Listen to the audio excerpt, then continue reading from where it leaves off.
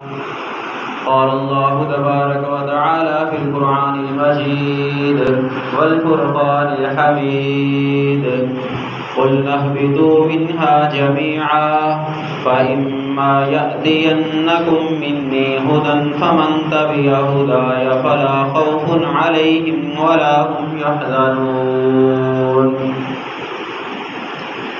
ہر قسم کی حمد و ثنا اللہ رب العالمین کے لیے کہ جس اللہ رب العالمین نے ہمیں تمام مخلوقات سے اشرف مخلوق انسان پیدا کیا، پھر ہماری تخلیق بہترین امت محمدیہ میں کی۔ ان گنت درود و سلام آخری نبی محمد صلی اللہ علیہ وسلم پر کہ جن کے نقش قدم پر چل کر ہم اپنی دنیاوی اور اخروی زندگی کو بہتر بنا سکتے ہیں۔ محترم سامعین اور سامعات، سابقہ جمعہ کے اندر ہم نے بات کی تھی کہ اللہ رب العالمین نے آدم علیہ السلام اور اماں حوا کی غلطی کی وجہ سے ان کو حکم دیا، قُلْ اهْبِطُوا مِنْهَا، اس جنت سے اتر جاؤ زمین کی طرف، بَعْضُكُمْ لِبَعْضٍ عَدُوٌّ، تمہارا بعض کے لیے دشمن ہے۔ تو یہ دشمنی بھی ہم نے بات کی تھی، انسان کی شیطان کے ساتھ دشمنی اور انسان کے ساتھ دشمنی، اس پر ہم نے دلائل سے تفصیل سے بات کی تھی۔ اور پھر اسی کے ضمن میں انسانیت کا پہلا قتل، آدم علیہ السلام کے دو بیٹوں کے درمیان جھگڑا اور ایک کا ایک کو قتل کر دینا، اور ہمارے لیے اس میں کیا اسباق ہیں، اس پر بات کی تھی۔ اس کے بعد اللہ رب العالمین نے جب ان کو زمین پر اتار دیا تو اس کے بعد حکم دیا، قُلْ اهْبِطُوا مِنْهَا جَمِيعًا، تم سب اتر جاؤ، چلے جاؤ اس جنت سے، فَإِمَّا يَأْتِيَنَّكُم مِّنِّي هُدًى، بس جب میری طرف سے تمہارے پاس ہدایت آئے، فَمَن تَبِعَ هُدَايَ، بس جس نے میری طرف سے، اللہ تعالیٰ کہہ رہے ہیں میں رب رحمان کی طرف سے آنے والی ہدایت کی پیروی کی، فَلَا خَوْفٌ عَلَيْهِمْ وَلَا هُمْ يَحْزَنُونَ، اس پر نہ کوئی خوف ہوگا نہ کوئی غم آئے گا۔ ابھی اس آیت کریمہ میں سب سے پہلے اللہ رب العالمین نے کہا فَإِمَّا يَأْتِيَنَّكُم مِّنِّي هُدًى، جب میری طرف سے تمہارے پاس کوئی ہدایت آئے۔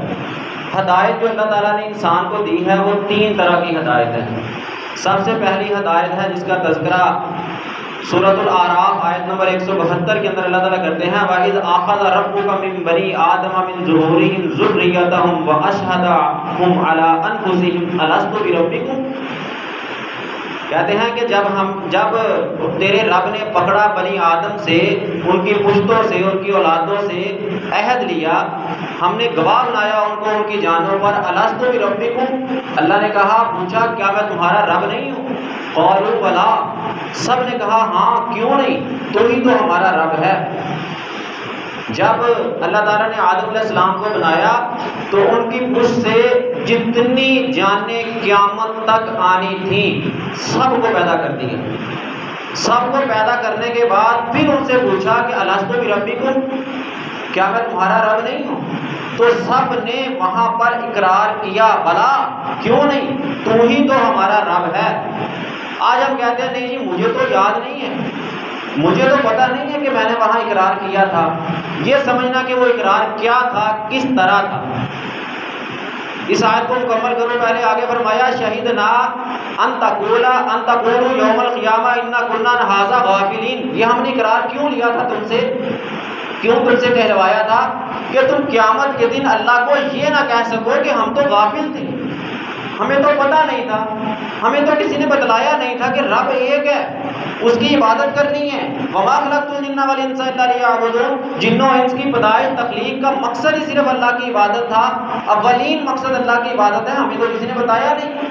یہ نہ تم کہہ سکو اللہ نے وہی عالم ارواح میں انسانوں کو، ساری انسانیت کے جتنے انسان مرد خواتین جتنے آنے تھے سب کو پیدا کر کے ان سے عہد لے لیا، الست بربکم، کیا میں تمہارا رب نہیں ہوں؟ اب یہ اگر ہم کہیں کہ نہیں مجھے تو پتہ نہیں ہے، مجھے تو کوئی یاد نہیں ہے کہ میں نے عہد لیا تھا، دراصل یہ ہمارا عہد لینا ہماری فطرت تھا۔ وہ چیز جو ہم کہتے ہیں نا کہ دیکھو اس کی فطرت میں ہی ایسے ہے، اللہ نے الست بربکم ہماری فطرت میں ڈال دیا ہے۔ جس طرح کہ اس کی ایک تائید حدیث کرتی ہے نبی صلی اللہ علیہ وسلم کی صحیح بخاری کی 1385 نمبر حدیث، کل مولود یولد علی فطرت الاسلام، ہر پیدا ہونے والا بچہ فطرت اسلام پہ پیدا ہوتا ہے۔ وہ کیوں فطرت اسلام پہ پیدا ہو رہا ہے؟ الست بربکم قالوا بلی، اللہ نے کہا تھا کیا میں تمہارا رب نہیں ہوں؟ ہم نے اقرار کیا تھا ہاں تو ہی ہمارا رب ہے۔ یہ سب سے پہلی ہدایت تھی جو اللہ نے انسانیت میں اپلوڈ کر دی تھی۔ یہ سب سے پہلا سافٹ ویئر جو اللہ نے انسٹال کیا تھا انسانوں کے اندر، سب سے پہلی ہدایت فطرتی ہدایت ہے۔ ہماری فطرت میں اللہ نے ڈال دیا الست بربکم قالوا بلی، ہم نے اقرار کیا، اب ہمیں یاد نہیں ہے کیونکہ ہماری فطرت میں اللہ نے ڈال دیا ایٹومیٹکلی۔ اور آج بھی ہم جب آنکھیں کھولتے ہیں اور اللہ کے نبی کی حدیث کے اس حدیث کے مطابق کل مولود یولد علی فطرت الاسلام، ہر پیدا ہونے والا بچہ فطرت اسلام پہ پیدا ہوتا ہے، وہ مسلمان کے گھر میں پیدا ہو، مجوسی کے گھر میں پیدا ہو، ہندو کے گھر میں پیدا ہو، یہودی کے گھر میں پیدا ہو، عیسائی کے گھر میں پیدا ہو، وہ فطرت اسلام پہ پیدا ہو رہا ہے، کیونکہ الست بربکم قالوا بلی، اقرار کیا، اللہ نے اپنے رب ہونے کا اقرار کروایا، اپلوڈ کیا، ہم نے مانا، اب فطرت اسلام پہ پیدا ہو رہا ہے۔ آگے کیا کہا ہے اس میں؟ فَأَبَوَاهُ يُحَوِّدَانِهِ يُنَصِّرَانِهِ أَوْ يُمَجِّسَانِهِ، پھر اس کے والدین اس کو یا عیسائی بنا دیتے ہیں یا یہودی بنا دیتے ہیں یا مجوسی بنا دیتے ہیں۔ وہ بچہ اسلام پہ مسلمان پیدا ہوا تھا، اس کی فطرت میں اللہ نے اسلام رکھا تھا، باقی اس کے والدین کی ذمہ داری تھی اس کی رہنمائی کرنے کی، انہوں نے نہیں کی، جدھر کو چلایا وہ چل پڑا، بلوغت سے پہلے وہ مکلف نہیں تھا، والدین نے جدھر لگایا لگ گیا، بلوغت کے بعد اس کو خود اختیار اللہ نے دیا کہ تو نے تحقیق کرنی ہے، اسلام پہ آنا ہے، نہیں آئے گا تو پکڑا جائے گا۔ یہ سب سے پہلی ہدایت ہے جو اللہ نے وہاں ہی ہمارے اندر ڈال دی تھی، ہماری فطرت کے اندر کہ اللہ ایک ہے، تمہارا بنانے والا، پالنے والا، دینے والا، لینے والا وہ ایک رب ہے۔ یہ تھی فطرتی ہدایت جو اللہ نے وہی ہم سے عہد لیا، اور اسی کی بنیاد پہ آج ہر پیدا ہونے والا بچہ فطرت اسلام پہ پیدا ہو رہا ہے۔ دوسری ہدایت جو اللہ نے ہمیں دی ہے وہ ہے تفکر و تدبر کی، غور و فکر کرنے کی، معاشرے میں، زمین و آسمان میں دیکھ کر اللہ کی وحدانیت کو ماننے کی، اقرار کرنے کی ہدایت جو اللہ نے ہمارے اندر رکھی ہے۔ قرآن میں جگہ جگہ اللہ نے کہا نا افلا یتفکرون افلا یتدبرون افلا تعقلون، کیا تم غور و فکر نہیں کرتے؟ کیا تم دیکھتے نہیں ہو؟ کیا تم عقل نہیں رکھتے؟ کیا تم سمجھ نہیں رکھتے؟ یہ دوسری ہدایت ہے، غور و فکر، تدبر۔ یہ نہیں ہے کہ اللہ نے دماغ دیا، ڈبہ پیک جیسے آیا تھا ویسے ہی لے گئے واپس، یا اس کو اپنی ذاتی مفاد کے لیے، دنیاوی کاموں کے لیے استعمال کیا، دین کے لیے، اسلام کے لیے، صراط مستقیم کے لیے، جہنم سے بچنے کے لیے، جنت میں داخلے کے لیے اس کو استعمال نہیں کرنا۔ یہ دنیا کی واحد چیز ہے جو خرچ کرنے سے بڑھتی ہے۔ جتنا استعمال کرو گے، تجربات کرو گے، دیکھ بھال کرو گے، تفکر و تدبر کرو گے، اتنا تمہارا دماغ زیادہ تیز ہوگا۔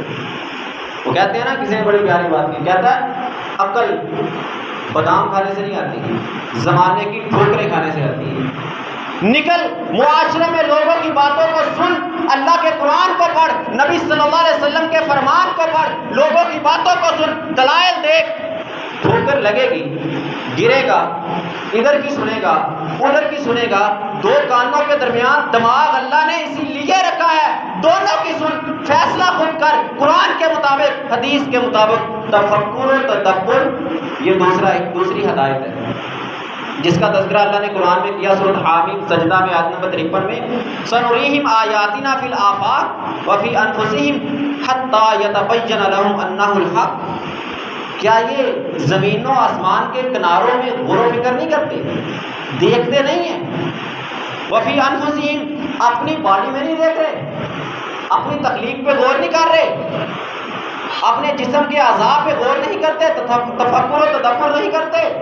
حتی یتبین لہم انہ الحق، اگر یہ ایسا کرتے تو ان کے لیے حق واضح ہو جاتا۔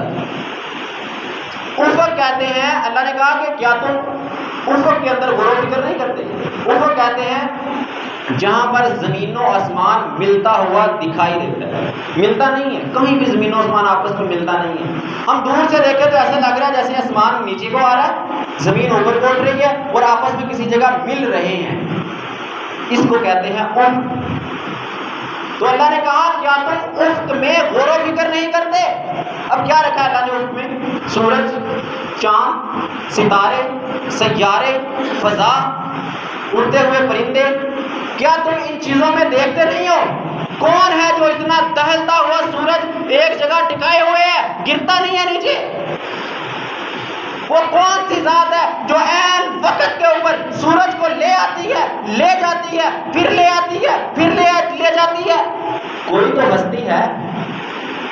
کیا تم دیکھتے نہیں ہو رات کو چاند روزانہ طلوع ہو جاتا ہے، وہ کبھی کم ہو رہا ہے کبھی زیادہ ہو رہا ہے، اس کی کمی اور پیشی کو کون کنٹرول کر رہا ہے؟ چمکتے ہوئے ستارے کبھی کم ہو رہے ہیں کبھی زیادہ ہو رہے ہیں، کیا تو نے اس پہ کبھی تفکر و تدبر نہیں کیا؟ تو سائنس کا طالب علم ہے، پھر تیرے علم میں آ جاتا ہے آج ایک نیا سیارہ دریافت ہو گیا، کیا یہ نظام شمسی کتنی کہکشائیں، کتنے نظام شمسی، کتنے سورج، ان کے گرد کتنے سیارے ستارے، کیا تو صرف پڑھنے کی حد تک دنیاوی معلومات تک جا رہے؟ کون سی ہستی ہے جو اس سارے نظام کو عین ایک مدار کے اندر چلا رہی ہے؟ اللہ کہتے ہیں تو دیکھتا نہیں ہے، کیا تو غور و فکر نہیں کرتا اس میں؟ کوئی تو ایک ہستی ہے۔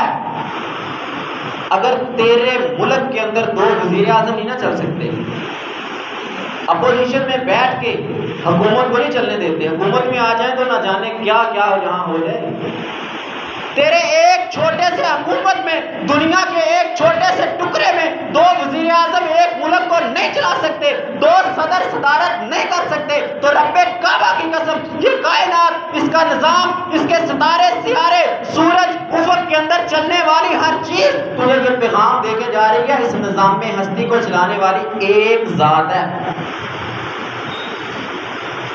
اپوزیشن میں بیٹھے ہوئے لوگ حکومت کو نہیں چلانے دے رہے، نہ ہم نہیں چلنے دیں گے، یہ جرم وہ جرم، یہ کیس وہ کیس، پکڑ لے، نیب، عدالت، کیس سب چل رہا ہے، اور تو کہے کہ نہیں اللہ سے نظام نہیں چلتا، نعوذ باللہ، یہ میرے بابا جی ہیں، یہ ولی اللہ ہیں، یہ فلاں ہے فلاں ہے۔ اللہ کی قسم رب قیامت کے دن پوچھے گا تجھے تو آنکھیں دی تھی، تو دیکھتا تھا زمین و آسمان کو، ایک ایک چیز کو دیکھ رہا تھا، کیا تو نے تفکر و تدبر کیا تھا؟ یہ دماغ کس لیے اللہ نے تجھے دیا تھا؟ اور اسی کے ساتھ اللہ نے کیا کہا، وَفِي أَنفُسِهِمْ، دور مت جاؤ، اپنے اندر غور و فکر کرو، کیسے اللہ نے ایک قطرے سے انسان کو پیدا کر کے 5-6 فٹ کی باڈی بنا لی۔ اب تو سمجھتا ہے کہ میں جتنا ذہین و فطین ہوں دنیا میں کوئی نہیں، میں جتنا بہادر ہوں دنیا میں کوئی نہیں، اپنی حیثیت کو تو دیکھ، تیرے اس جسم کے اندر اللہ نے ایک دل رکھا، تیرے دنیا میں آنے سے 5 ماہ پہلے وہ دل دھڑکنا شروع ہو گیا تھا۔ دنیا میں آنے سے 5 ماہ پہلے جب تو اپنے ماں کے پیٹ میں 4 ماہ کا تھا، تیرے جسم میں روح پھونکی گئی تھی، وہی تیرے دل کی دھڑکن شروع ہوئی تھی، اور تیری سانسیں بند ہونے کے بعد بھی تیرے دل کی دھڑکن چل رہی ہوگی۔ کیا کہتے ہیں میڈیکل ڈاکٹر؟ مرنے کے بعد کتنے منٹ تک دل چلتا ہے؟ کبھی اس نے رکنے کا نام لیا؟ کون سی ذات ہے جو اس دل کو چلا رہی ہے؟ تیرے رب نے تیری خوراک اور تیری سانس کی نالی اس حلق میں اکٹھی کر دی، تو کھانا بھی کھاتا ہے، سانس بھی لیتا ہے، کبھی ہوا کہ کھانا سانس والی نالی میں چلا جائے؟ رب نہیں جانے دے رہا، کون ہے جو روک کرے؟ کبھی جلد بازی میں تو لے جائے، ایک ذرہ پھیپھڑی میں جانے لگے، فوراً کھانسی آئے، آنکھوں سے آنسو آئے، رب کعبہ کی قسم اگر وہ ذرہ باہر نہ نکلے پھیپھڑے میں چلا جائے تو تیری موت واقع ہو جائے گی۔ کون سی وہ ذات ہے جو ان 2 نالیوں کو ایک جگہ میں جمع کر کے پھر تیرا کھانا میدے میں پہنچائے، تیرا سانس پھیپھڑے میں پہنچائے؟ کوئی تو ذات ہے۔ اللہ کہتا ہے فی انفسہم، اپنی ذات میں غور کر، وہ کون سی ذات ہے جس نے 2 کان دے کے کتنے انٹینے لگا دیے اس کان میں کہ تجھے ہر بات سنائی دے رہی ہے؟ تیرا دوست ہے، چند دن تیرے ساتھ رہا ہے، دور بیٹھ کے پکار رہا ہے، تو فوراً کہتا ہے ہاں ہاں میں سمجھ گیا تو فلاں ہے۔ دنیا کی ترقی یافتہ سائنس اس طرح کے انٹینے نہیں پیدا کر سکی جو رب نے تیرے کان میں لگا دی. زبان ہے نا، اس پہ غور کر لے، کتنے ذائقے تیرے رب نے اس زبان کے اوپر رکھ دیے، میٹھا، کڑوا، نمکین، سب تجھے پتا چل رہا ہے. کس نے چکھائے تجھے؟ تیرا معدہ کام کر رہا ہے، تیرے کھانے کو کچرا بنا رہا ہے، اس کے اندر سے خون الگ، پانی گردوں کے ذریعے پیشاب بن کے الگ، فضلہ الگ، ہر چیز الگ الگ کر رہا ہے. کون کر رہا ہے؟ جانور دودھ دیتے ہیں. رب نے قرآن میں کہا بینا فاراسن و دمن. رب کہہ رہا رب کہ رب تمہارے جانور جو دودھ دیتے ہیں وہ کہاں سے بن کے آتا ہے؟ گوبر، جو جانور گوبر کرتے ہیں، گوبر اور خون کے درمیان سے، گوبر سیاہ، خون سرخ، درمیان سے سفید دودھ نکالنے والی کون سی ذات ہے؟ کیا تمہارے بابا جی ہیں؟ کیا پیر صاحب ہے قبر میں لیٹے ہوئے ولی اللہ ہے؟ کون سی ذات ہے جو اس جانور کے پیٹ سے گوبر اور خون کے درمیان سے سفید دودھ نکال رہی ہے؟ افلا یتفکرون، افلا تفکرون، افلا تتدبرون. یہ ڈبہ بیگ واپس لے کے جاؤ گے اللہ کے پاس. اللہ کی وحدانیت کو جانو. یہ رب قرآن میں حکم دے رہا ہے. کیا یہ اپنی جانوں میں غور نہیں کرتے؟ حتیٰ یتبین لہم انہ الحق. اگر یہ غور کرتے ہوتے رب کہتا تو حق ان کو واضح ہو جاتا، ان کو پتہ چل جاتا کہ اللہ کے علاوہ کوئی ذات نہیں ہے جو تیرے جسم کے نظام کو چلائے. اللہ کے علاوہ کوئی ذات نہیں ہے جو اس ہستی کے نظام کو چلا سکے. یہ دوسرا علم ہے، یہ دوسری ہدایت ہے جو اللہ نے ہمیں دی ہے، تفکر و تدبر کی. سورہ زاریات میں اللہ تعالیٰ فرماتے ہیں وَفِي الْأَرْضِ آیَاتٌ لِلْمُوقِنِينَ. زمین میں اللہ نے بے شمار نشانیاں رکھی ہیں یقین رکھنے والوں کے لیے. فصل اگتی ہے ختم ہو جاتی ہے، پھر اگتی ہے پھر ختم ہو جاتی ہے. تو زمین میں دانہ پھینکتا ہے، وہ پھٹ کے انگوری بن کے بڑا پودا درخت بن جاتا ہے. کون اگا رہا ہے؟ اور پھر درخت بنتا ہے، فصل اگتی ہے، کٹ کے ختم ہو جاتی ہے. کیا تجھے اس میں رب پیغام نہیں دے رہا کہ جس طرح ایک دانے سے تناور درخت بنا، کٹ کے ختم ہو گیا، زندگی ختم ہو گئی، تو بھی ایک قطرے سے پیدا ہوا، اتنا 5-6 فٹ کا جسم اللہ نے تیرا بنا دیا، ایک دن تو بھی کٹ کے گر جائے گا، تیری زندگی کا اختتام ہو جائے گا. کتنی ایسی چیزیں ہیں زمین پہ، اگر ایک ایک بات کی جائے تو کتنا وقت لگے گا. ایک ایک چیز تجھے پیغام دے کے جا رہی ہے کہ اس نظام کو چلانے والی ایک ذات ہے. اور انسان یاد رکھنا، جس طرح ہر چیز کی ابتدا اور انتہا ہے، تیری بھی ابتدا اور انتہا ہونی ہے. سورہ یونس میں فرمایا وَإِنَّ فِي اخْتِلَافِ اللَّيْلِ وَالنَّهَارِ وَمَا خَلَقَ اللَّهُ فِي السَّمَاوَاتِ وَالْأَرْضِ لَآيَاتٍ لِقَوْمٍ يَتَّقُونَ. زمین دن اور رات کے آنے جانے میں، دن آیا تو اس کے فوراً بعد بغیر کسی خلل کے، بغیر کسی وقفے کے فوراً رات آ جائے گی. کوئی درمیان میں تیسری چیز تو نہیں آتی. رات آئی ہے فوراً اس کے بعد دن آ جائے گا. کون ہے جو کر رہا ہے؟ کوئی تو جو ہے عین وقت پہ سورج کو لے کے آ رہا ہے، وقت پہ لے کے جا رہا ہے، نہ وہ نیچے گرتا ہے نہ وہ اوپر اڑ جاتا ہے. رات کو چاند طلوع ہو جاتا ہے، وہ اس کا گھٹنا کم ہونا زیادہ ہونا کوئی تو ہستی ہے. اللہ کہتا ہے تم کیوں نہیں غور کرتے؟ پھر اللہ اس آیت میں کہہ رہے ہیں لآیات لقوم یتقون. یہ نشانیاں کن کے لیے ہیں؟ جو اللہ سے ڈرنے والے ہیں. جس کے دل میں اللہ کا ڈر نہیں ہے وہ کبھی ان نشانیوں میں تفکر و تدبر نہیں کرے گا. وہ کرے گا جس کے دل میں اللہ نے ڈر رکھا، اللہ سے ڈرنے والا کہ میں آیا تھا، جانا ہے، اللہ کے سامنے کھڑا ہونا ہے، حساب کتاب دینا ہے. پھر اس کے اندر دوسری قسم کی ہدایت تفکر و تدبر والی اپلوڈ کر دی جاتی ہے. پھر وہ دیکھتا ہے، غور و فکر کرتا ہے اپنے ارد گرد ہر چیز میں. پھر وہ یہ نہیں ہے کہ ادھر سے سنا اور بس فلاں نے کہا میں نے مان لیا. نہیں، میں نے کہا دلیل مانگ، میں نے بات کی دلیل مانگ. اللہ نے یہی کہا تفکر و تدبر کر. کہنے والا کیا کہہ رہا ہے، کس بنیاد پہ، کس بیس پہ بات کر رہا ہے؟ کیا قرآن سے دے رہا ہے دلیل، حدیث سے دے رہا ہے، نبی کے فرمان سے دے رہا ہے، صحابہ کے اقوال سے دے رہا ہے؟ کہاں سے پیش کر رہا ہے؟ تفکر کر، تدبر کر. اندھا دھند تکلیف پہ مت جا. رب قیامت کے دن پوچھے گا بھائی تجھے میں نے جو دماغ دیا تھا کیا تو نے اس دماغ سے کچھ سوچا؟ تجھے میں نے عقل دی تھی، دنیا کا ہر فن ہر کام تو نے سیکھ لیا تھا، کیا تو قرآن کا ترجمہ نہیں سیکھ سکا؟ قرآن کو صرف تو نہ سمجھ سکا، بس جیسے کسی نے سنا دیا تو نے مان لیا؟ نہیں چلے گا۔ رب کعبہ کی قسم، اللہ کی عدالت میں تو یہ کہے فلاں نے کہا تھا میں نے مان لیا، فلاں نے کہا تھا میں نے ویسے ہی کر لیا، کل قیامت کے دن یہ نہیں چلے گا۔ رب کہے گا میں نے تجھے دوسری قسم کی ہدایت، ایک فطرتی ہدایت اور دوسری تفکر و تدبر کی ہدایت اللہ نے تجھے دی تھی، کیوں تو نے غور و فکر نہیں کیا؟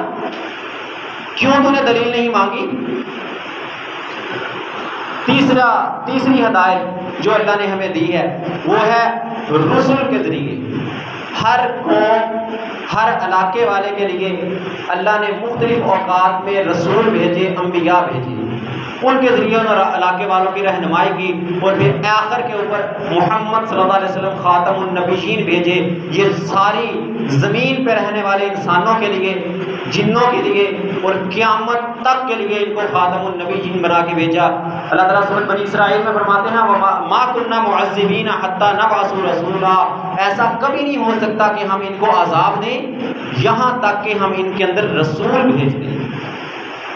رسول بھیجتے ہیں، اپنا نبی بھیجتے ہیں، وہ ان کو تبلیغ کرتا ہے، واعظ کرتا ہے، نصیحت کرتا ہے، اللہ کے احکامات فرامین سناتا ہے۔ مان لیں تو بچ گئے، نہ مانیں تو عذاب کے مستحق۔ یہ تو اللہ کے نبی صلی اللہ علیہ وسلم کی دعا ہے کہ اللہ میری امت پر اجتماعی عذاب نازل نہ کرنا، ورنہ اللہ کی قسم جیسے آج ہمارے اعمال ہیں نا، سابقہ امتوں کا ایک جرم ہوتا تھا، فلاں امت تھی اس نے کیا کیا، ناپ میں کمی کی، عذاب آیا سب کے۔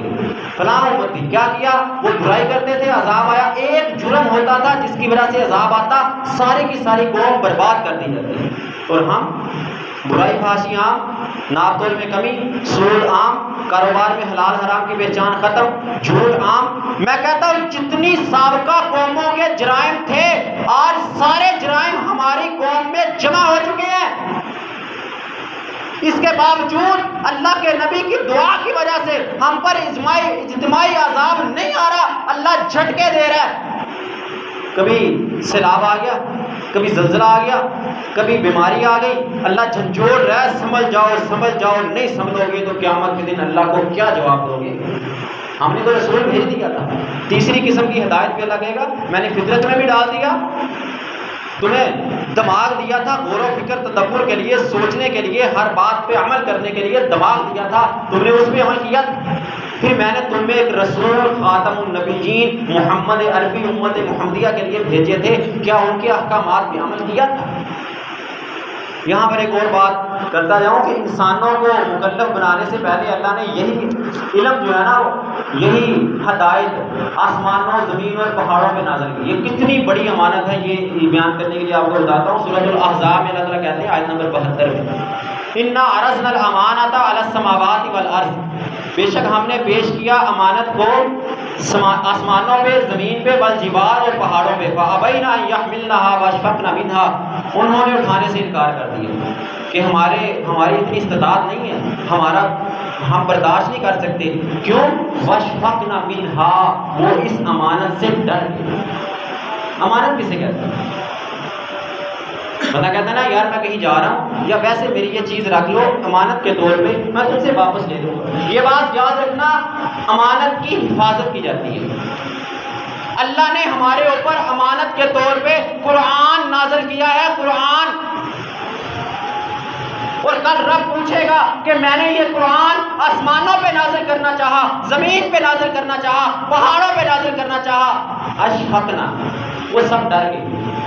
اور انسان تو کتنا ڈرا تھا، تجھ پہ نازل کیا۔ آگے اللہ تعالیٰ کہتے ہیں وَحَمَلَهَا الْإِنسَانُ، انسان نے اس کو اٹھا لیا، نازل کیا، ہاں آ جا کر دے نازل، ہم اٹھائیں گے، ایمانت کی حفاظت کریں گے، احکام پہ عمل کریں گے۔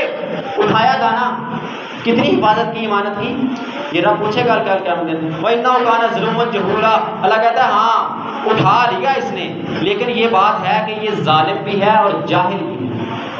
اب ظالم کیسے ہے کہ اللہ کو پتا تھا یہ عمل نہیں کرے گا، یہ دنیا کے پیچھے بھاگے گا. شیطان کو اللہ نے کہا تھا نا یہ تجھے پھسلائے گا، تو دل میں وسوسے ڈالے گا، یہ شیطان کے پیچھے جائے گا.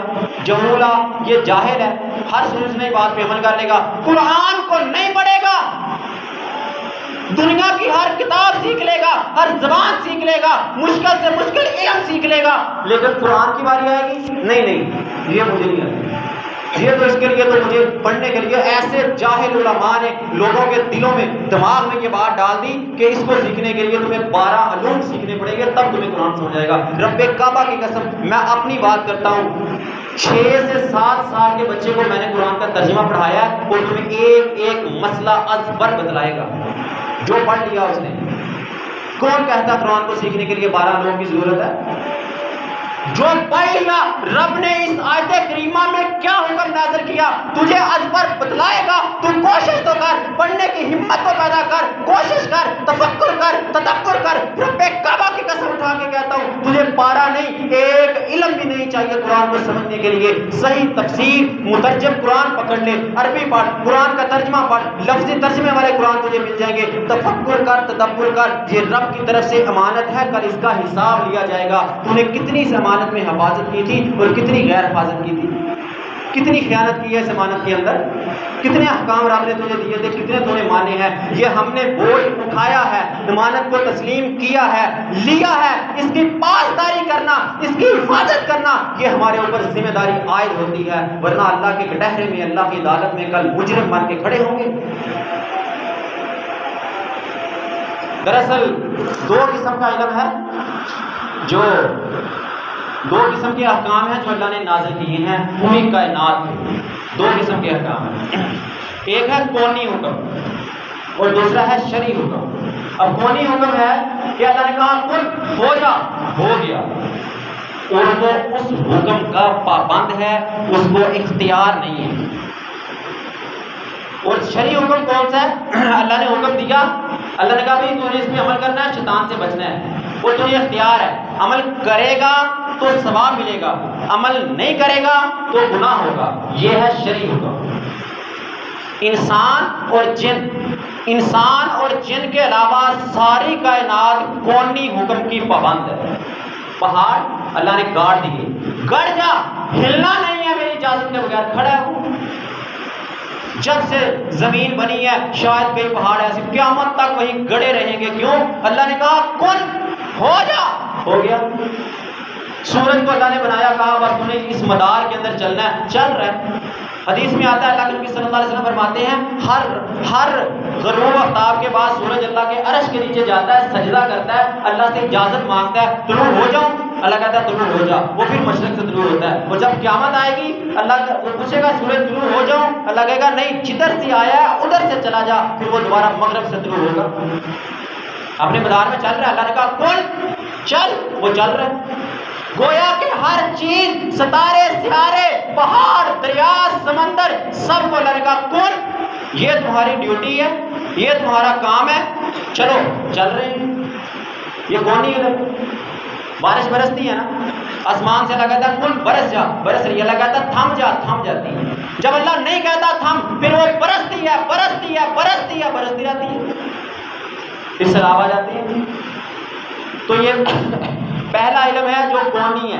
اور دوسرا کون سا تھا؟ شرعی علم، جس پر جزا اور سزا ہوگی. جیسا کہ ہماری ہر امت کے لیے، ہر گروہ کے لیے الگ الگ علم اللہ نے نازل کیے ہیں. ہر اس امت محمدیہ کے لیے قرآن اور سنت نازل ہوئی. قرآن اور سنت دونوں اللہ کی طرف سے ہیں، دونوں اللہ کی طرف سے. پہلے یہ سمجھ لیں کہ امانت سے مراد قرآن و سنت ہے. صحیح بخاری کی حدیث ہے 6497. نبی صلی اللہ علیہ وسلم فرماتے ہیں ان الامانۃ نازلت فی جذور قلوب الرجال. یہ جو اللہ نے امانت کا ذکر کیا نا کہ ہم نے امانت کو پہاڑوں پہ نازل کیا، زمین پہ نازل کیا، آسمان پہ نازل کیا، سب ڈر کے. اور انسان نے کہا ہاں میں اٹھاتا ہوں، آ جاؤ مجھ پہ نازل کر دو. اٹھا لیا انسان نے. یہ کون سی امانت ہے؟ اس کی بات کر رہے ہیں. کہتے ہیں ان الامانۃ، بے شک امانت نازلت فی جذور قلوب الرجال. امانت آدمیوں کے دلوں کی جڑ میں نازل کی گئی ہے. جو میں نے کہا تھا نا اللہ نے ہدایت 3 طرح کی دی ہے، فطرتی، تفکر و تدبر اور رسولوں کے ذریعے. یہ پہلی فطرتی ہدایت کا اشارہ ہے اس میں، اس حدیث میں. کہ ہم نے آدمیوں کی، لوگوں کی دلوں کی جڑ میں امانت کو نازل کیا ہے۔ کون سی امانت؟ الستو بربکم قالوا بلا کل مولود یولد علی فطرت الاسلام۔ جو اللہ کے نبی نے کہا کہ ہر بچہ فطرت اسلام پہ پیدا ہوتا ہے، جو ہم نے عالم الغیب میں کہا تھا یا اللہ تو ہی ہمارا رب ہے، یہ وہ فطرتی امانت ہے جو اللہ نے دلوں میں ڈال دی ہے اور ہم نے اس کو تسلیم کی ہے۔ پھر آگے کہا ثم علموا من القرآن ثم علموا من السنہ، پھر اس کے بعد تم نے اس امانت کو قرآن سے سیکھا، قرآن سے جانا، اور حدیث نبی صلی اللہ علیہ وسلم کی سنت سے جانا۔ یہ ہے امانت جو اللہ نے ہمارے اوپر نازل کی ہے، قرآن اور سنت۔ قرآن بھی اللہ کی طرف سے ہے اور سنت بھی اللہ کی طرف سے ہے۔ قرآن میں اللہ نے کہا وما ينطق عن الهوى ان هو الا وحی یوحی، یہ نبی اپنی طرف سے بات نہیں کرتے، یہ نبی اپنی طرف سے بات نہیں کرتے، اللہ کی طرف سے وحی آتی ہے تب یہ شریعت کے معاملے میں بات کرتے ہیں۔ تو گویا کہ سنت نبی صلی اللہ علیہ وسلم کی صحیح حدیث وہ بھی اللہ کی طرف سے ہے، اور قرآن تو بھی اللہ کی طرف سے ہے۔ یہ امانت ہے جو ہمارے اوپر اللہ نے نازل کی ہے۔ اور کونی احکام، بعض چیزوں میں نا انسان بھی کونی احکام کا پابند ہے، جس طرح باقی جنوں اور اس کے علاوہ سب کائنات کی ہر چیز اللہ نے کہا کن ہو جا وہ ہو گئی۔ بعض چیزوں میں انسان بھی پابند ہے۔ انسان کی پیدائش، کوئی بندہ یہ کہتا کہ نہیں میں تو پیدا ہونا نہیں چاہتا تھا، مجھے نہیں پیدا ہونا چاہیے تھا، کیا وہ روک سکتا اپنی پیدائش کو؟ انسان کی پیدائش یہ کن کہہ کے اللہ نے کی ہے۔ اس کی دل کی دھڑکن کن سے چل رہی ہے، کوئی بندہ کہ اپنے دل کی دھڑکن روکنا چاہتا ہو نہیں روک سکتا، کیونکہ یہ کونی حکم میں سے ہے۔ دل کو اللہ نے حکم دیا وہ چل رہا ہے، تیرے پھپڑے، تیرے جسم کا پورا نظام یہ کونی احکام ہے۔ تیری بیماری اور صحت یہ کونی احکام ہے، تیری زندگی اور موت یہ کونی احکام ہے۔ اللہ نے کن کہہ کے چلا دیا، چل رہا ہے۔ کن کہا بیمار ہو گیا، کن کہا صحیح ہو گیا، کن کہا تو پیدا ہو گیا، اللہ کن کہے گا تو مر جائے گا۔ بعض چیزوں میں انسان کونی احکام کا پابند ہے، اور باقی شرعی احکام ہے اس پر بھی ہم انشاءاللہ بات کریں گے، لیکن اس سے پہلے کونی احکام کے بارے میں تھوڑا سا بیان کرتا جاؤں کہ جس طرح اللہ نے ساری مخلوقات کو باقی انسان اور جن کے علاوہ پابند کیا ہے، اس کا کوئی تذکرہ کروں کہ کس طرح اللہ تعالیٰ نے ان کو پابند کیا۔ سورہ نور میں اللہ تعالیٰ فرماتے ہیں الم تر ان اللہ یسبح لہ من فی السماوات والارض والطیر صافات، کیا تو نے دیکھا نہیں ہے کہ زمین و آسمان میں جو کچھ ہے سب اللہ کی تسبیح کر رہے ہیں، جو کچھ ہے سب اللہ کی تسبیح۔ اور زمین و آسمان میں جو کچھ، تیرے نزدیک یہ دیوار بے جان ہے، میرے نزدیک یہ پنکھا بے جان ہے، یہ ڈائس بے جان ہے، لیکن اللہ کے نزدیک یہ اللہ کی تسبیح کر رہے ہیں، اللہ کی عبادت میں مصروف ہے۔ اللہ نے کل کہا ان کی پیدائش کی، اللہ نے کل کہا میری عبادت شروع کر دو، یہ کر رہے ہیں، ان کو رکنے کا اختیار نہیں ہے۔ اللہ کہے گا تو رکیں گے، ورنہ یہ اللہ کی عبادت، اللہ کی تسبیح سے رک نہیں سکتے۔ حتیٰ کہ اللہ نے کہا والصافات، اور پرندے، والطیر صافات، اور پرندے جو پر پھیلائے ہوئے ہیں۔ بڑا خوش ہوتا ہے انسان دیکھ کے، بچے دیکھ کے، پرندے اڑ رہے ہیں، کچھ پروں کو ہلا رہے ہیں، کچھ تھوڑا سا ہلا کے چھوڑ دیتے ہیں، اڑ رہے ہیں پرندے، وہ اللہ کی تسبیح کر رہے ہیں۔ اللہ قرآن میں کہہ رہا ہے والطیر صافات، پر پھیلائے اڑتے ہوئے پرندے اللہ کی تسبیح میں مصروف ہیں۔ ہمیں کیوں نہیں پتا چلتا؟ اس کا بھی اللہ نے وضاحت کر دی اسی آیت کریمہ میں، کہا کل قد علم صلاتہ و تسبیحہ، ہر چیز نے اپنی نماز اور اپنی تسبیح کا طریقہ جان لیا ہے۔ اب یہ بے جان جو ہمیں لگتی ہیں، یہ اللہ کی تسبیح کرتی ہیں، اللہ کی نماز پڑھتی ہیں، کیوں؟ ہماری نماز کا طریقہ اور ہے، تو ان کی نماز، ان کی تسبیح کا طریقہ اور ہے۔ کل قد علم صلاتہ و تسبیحہ، اللہ نے ان کو کل کہہ کے حکم دے دیا، وہ جاری ہیں، کر رہے ہیں، اللہ نے جو طریقہ ان کو سکھلایا وہی کر رہے ہیں۔ اور اس کی ایک مثال تمہیں دیتا ہوں، پتھروں کے بارے میں اللہ تعالیٰ نے قرآن میں کہا سورۃ البقرہ آیت نمبر 73 میں وَإِنَّ مِنْهَا لَمَا يَهْبِطُ مِنْ خَشْيَةِ اللَّهِ، پتھروں میں سے کچھ وہ پتھر ہیں جو اللہ کے ڈر سے گر پڑتے ہیں۔ پتھر، انسان راستے میں جاتا ہے اس کو ٹھوکر مار کے سائڈ میں کر دیتا ہے، پابند ہے نا، تو راستے میں جاتے ہوئے کسی انسان کو ذرا لگا تھپڑ، کیا ہوگا؟ دوڑ گائے گا تو آگے سے کم از کم نہ لگا سکے گا، زبان چلائے گا، گالی دے گا، برا بھلا کہے گا نا۔ کیا کبھی پتھر نے بھی تجھے گالی دی؟ تو رستے میں پڑا، کہیں بھی پڑا ہو، اٹھا کے پھینک دے، کہ کوئی بھی اس کو مار، کچھ بھی کر، 2 ٹکڑے کر، پھینک دے، جو بھی کر، نہیں کرنا۔ کیوں؟ کونی حکم ہے اللہ کا، اللہ نے اس کو کہا نہیں کرنا، وہ پابند ہے اللہ کے حکم کا۔ اور یہی پھر اسی قرآن میں اللہ تعالیٰ کہہ رہے ہیں کہ انہی پتھروں میں سے کچھ پتھر اللہ کے ڈر سے گر پڑتے ہیں۔ ہم کہتے ہیں نا لینڈ سلائڈنگ ہو گئی، پہاڑ پھسل گیا، اور بھائی وہ پھسلا ہے تیرے نزدیک اور میرے نزدیک پھسلا ہے، پتھر لڑک گیا، پہاڑ سے گرا، بڑی چٹان تھی، روڈ بلاک ہو گیا، میرے تیرے نزدیک گرا، رب کعبہ کی قسم، سورۃ البقرہ اٹھا، آیت نمبر 73 اٹھا، رب کہہ رہا نہیں، وہ رب کے ڈر سے گرا ہے، وہ اللہ کی عبادت میں مصروف تھا، آنسو بہا رہا تھا۔ یہ پتھروں سے نکلتے ہوئے چشمے تجھے کیا پیغام دے رہے ہیں؟ یہ ان کے آنسو ہیں، اللہ کے سامنے آواز جاری کرتے ہوئے، عبادت کرتے ہوئے، تسبیح بیان کرتے ہوئے، نمازیں ادا کرتے ہوئے، ان کا طریقہ اور ہے، تجھے سمجھ نہیں آئے گا۔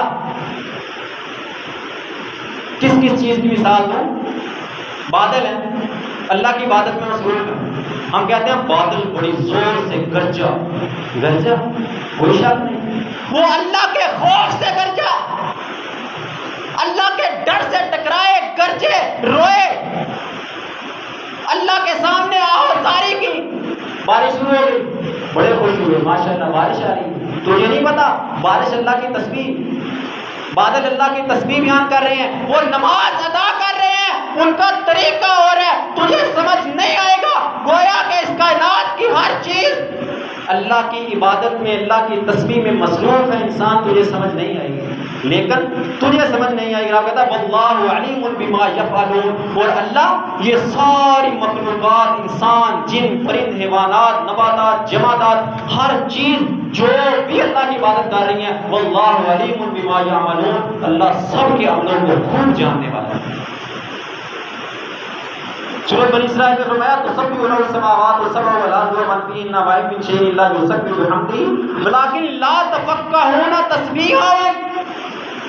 وضاحت کر دی اللہ نے، پیچھے وہی ساری بات ذکر کی ہے کہ زمین و آسمان میں جو کچھ ہے سب اللہ کی تسبیح بیان کرتے ہیں، آخر میں کیا کہا؟ وَلَٰكِن لَا تَفْقَهُونَ تَسْبِيحَهُمْ، انسان تو ان کی تسبیح اور ان کی عبادت کو سمجھ نہیں پائے گا۔ تو بڑا خوش ہوگا، آسمان سے بارش آ رہی ہے، بارش آئی، سیلاب بن گیا، تو پریشان ہوا، تیرے اعمال دیکھ کے بادل رویا، تھمنے کا نام نہیں لے رہا۔ اللہ کا خوف، اللہ دیکھ تیری زمین پہ انسان، تیرے بندے کن برائیوں میں، کن تیری نافرمانیوں میں مصروف ہیں، وہ رو رہا ہے، سیلاب بن رہا ہے، اور تو پریشان ہو رہا ہے۔ وہ اللہ کی تسبیح بیان کر رہا ہے، اللہ سے توبہ اور استغفار کر رہا ہے، تو بھی اللہ سے توبہ اور استغفار کر لے۔ یہ تھے کونی احکام جن کو اللہ نے جن انسان اور جن، اس کے علاوہ ساری مخلوقات کو اللہ نے پابند کیا ہے کونی احکام کا۔ دوسرے ہیں شرعی احکام، انشاءاللہ آئندہ جمعہ کے اندر شرعی احکام انسان کس لحاظ تک پابند ہے۔ اور ایک بڑا جملہ ہمارے معاشرے میں چلتا ہے، بندہ کہتا ہے نا بھائی یہ گناہ کیوں کیا تم نے، یہ غلطی کیوں کی؟ کہتا بس یار تقدیر میں جو لکھی تھی تو کرتی نا، ہو گئی۔ کیا انسان تقدیر کے ہاتھوں مجبور ہے یا نہیں؟